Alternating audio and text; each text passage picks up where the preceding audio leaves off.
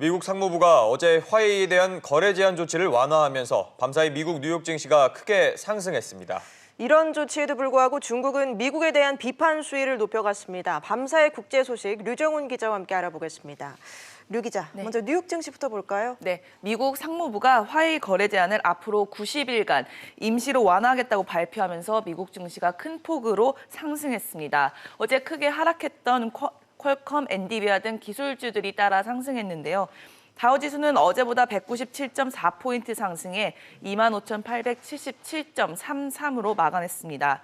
나스닥도 24.13포인트 올랐고 S&P 500 지수도 83.35포인트 상승하면서 장 마감했습니다.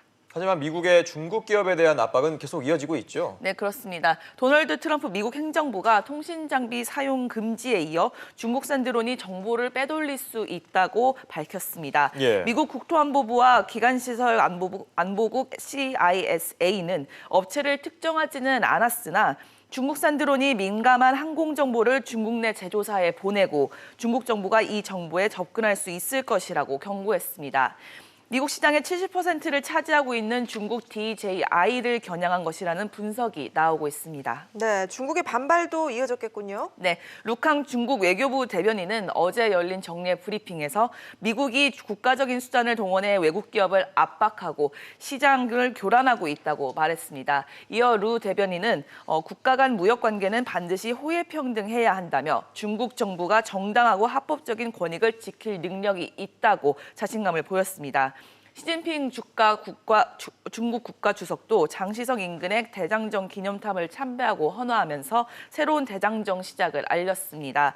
이를 두고 시 주석이 미중 무역 갈등의 장기화를 염두에 둔 장기항전 의지를 드러낸 것이라는 분석이 나오고 있습니다. 네, 다른 소식도 좀 알아보죠. 지난 3월에 보잉 737 맥스가 추락한 원인이 새와 충돌했기 때문이라는 분석이 나오던데 이것 때문에 보잉 주가가 크게 올랐다면서요? 네, 그렇습니다. 미국 항공 당국은 추락 사고가 조종 특성 향상 시스템의 오작동 때문에 비행기가 급 강하했다고 원인을 밝혔는데요.